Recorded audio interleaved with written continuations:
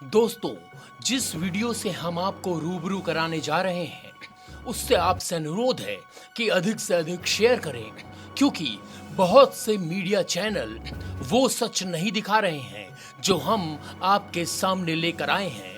Comments box में अपनी राय जरूर दें। इस वीडियो को कम से कम 4 मिनट तक पूरा देखें, लेकिन आपसे हाथ जोड़कर अनुरोध है कि अगर आप देश हित की बातें सोचते हैं तो पूरी वीडियो देखना चाहिए। नागपुर में 17 मार्च 2025 की शाम को हिंसा हुई, वह सुनियोजित थी। यह बात बीजेपी विधायक प्रवीण वडके तो कह ही रहे हैं, लेकिन हिंसा के पीड़ितों ने भी सच बताया है। उनके मुताबिक करीब 1000 कट्टरपंथियों की भीड़ इसमें शामिल थी। चेहरे ढके रखे थे, इनके हाथों में हथियार थे। पत्थरबाजी करने वाली भीड़ ने चुन चुन कर हिंदुओं की संपत्तियों को निशाना बनाया, तलवारों से दरवाजों को काटने की कोशिश की, गाड़ियों को फूका। अगजनी पत्थरबाजी के बाद भीड़ पूरी तरह गायब हो गई। दावा किया जा रहा है कि भीड़ में शामिल लोग बाहर से लाए गए थे। नागपुर मध्य के बीजेपी विधायक प्रवीण दटके ने कहा, मैं आज सुबह यहां पहुंचा, ये सब कुछ पहले से तय था। कल सुबह एक आंदोलन के बाद गणेश पेठ पुलिस स्टेशन में जो कुछ हुआ, फिर सब ठीक था, लेकिन बाद में भीड़ सिर्फ हिंदुओं के घरों और दुकानों में घुसी। हमलावरों ने मुस्लिमों के घरों, दुकानों, गाड़ियों को छुआ तक नहीं। उन्होंने पहले सारे कैमरे तोड़ दिए, फिर हथियारों के साथ प्लानिंग में हिंसा की गई। जी हाँ, हिंसा की गई। हमलावरों की तस्वीरें डीवीआर में हैं और पुलिस को हम देंगे। प्रवीण तड़के ने साफ कहा कि हमलावर आसपास के इलाके से थे, वे स्थानीय नहीं थे। उन्होंने स्थानीय पुलिस पर हिंदुओं की रक्षा न करने पर आरोप लगाया। साथ ही कहा कि घटना के समय स्थानीय पुलिस थाने के इंस्पेक्टर को फोन तक बंद आ रहा था। उन्होंने बताया कि इस तरह से पहले सीसीटीवी कैमरे को तोड़ा गया और फिर हिंसा भड़काई गई। उन्होंने टूटे और जले हुए सीसीटीवी भी मीडिया को दिखाए, जिन्होंने हिंसापुरी में हिंदू मुसलमानों की गाड़ियां साथ में खड़ी होती हैं। जी हाँ, माफ कीजिएगा, हिंसापुरी नहीं बल्कि हंसपुरी, जो बाद में हिंसापुरी बन गई।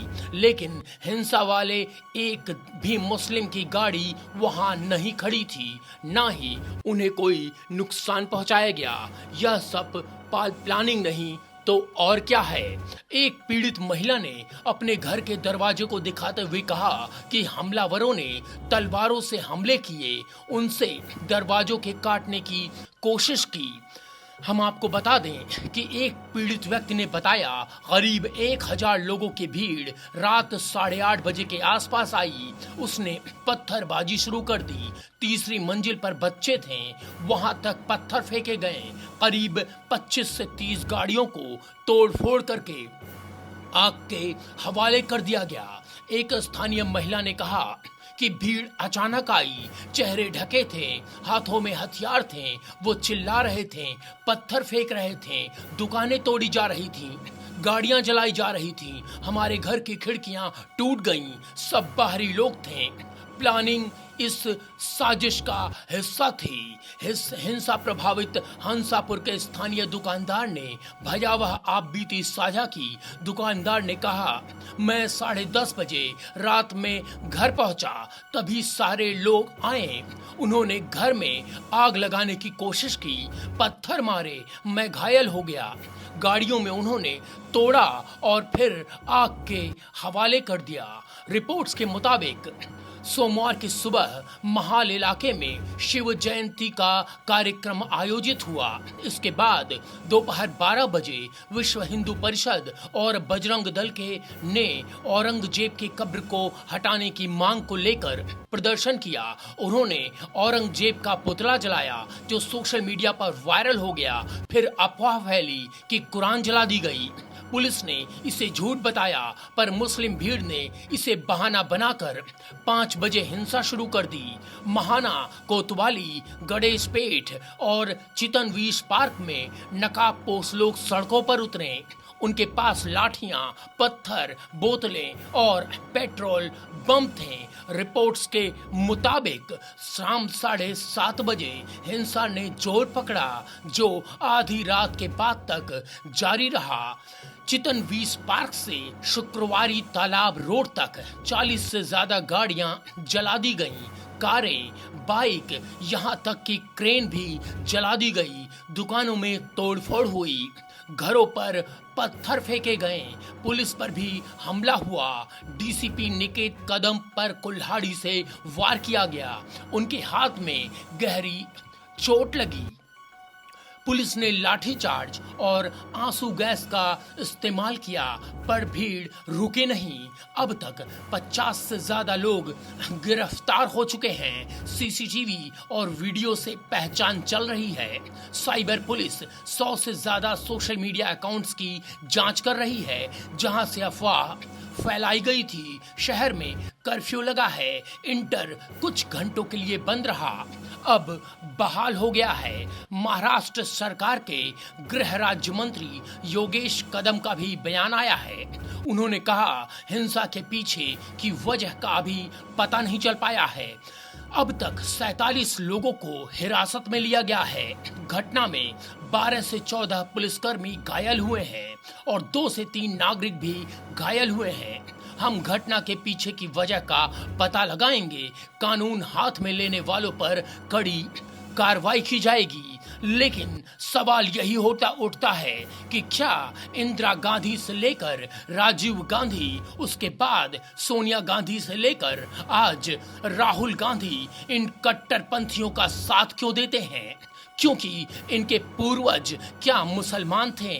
क्या इनके पूर्वज वाकई औरंगजेब की पीढ़ी से आते हैं? ये फैक्ट चेक करना बहुत जरूरी है, क्योंकि सोशल मीडिया पर कई बार ये बात सामने आई है कि गांधी परिवार मुसलमानों का रहा है, यानी कि गांधी नाम तो सिर्फ यूं ही दिया गया, ये तो मुसलमान थे।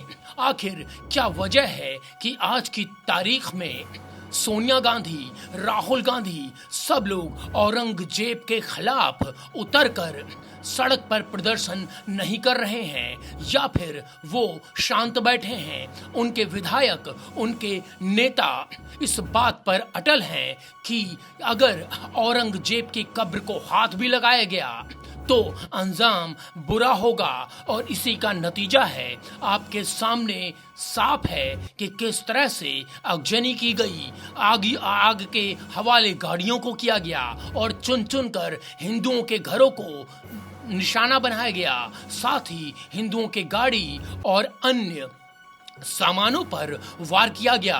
पेट्रोल बम कहां से आए? इतनी भारी मात्रा में पत्थर कहां से आए? लाठी डंडे का एक साथ कहां से इस्तेमाल किया गया? क्या ये सुनियोजित साजिश नहीं थी तो क्या थी? अगर ये सुनियोजित साजिश नहीं है तो इसका मतलब ये है ये कट्टरपंथी हमेशा अपने पास इस तरह का हथियार रखते हैं, जिससे अगर इस तरह की कोई भी कंडीशन पैदा होती है तो तुरंत हिंदुओं पर हमले हो जाएं। हम आपको बता दें कि हम बार बार हिंदू शब्द का प्रयोग कर रहे हैं तो इसका मतलब ये नहीं है कि हम एक तरफा बोल रहे हैं, बल्कि जो रिपोर्ट्स कह रही हैं उसी के हवाले से हम खबर दे रहे हैं। ऑप इंडिया ने ये सारी रिपोर्ट छापी है, जो कि आपको इंटरनेट पर मिल जाएगी। वीडियो एडिटर श्वेता के साथ Saurabh Mishra, only news 24x17, Delhi.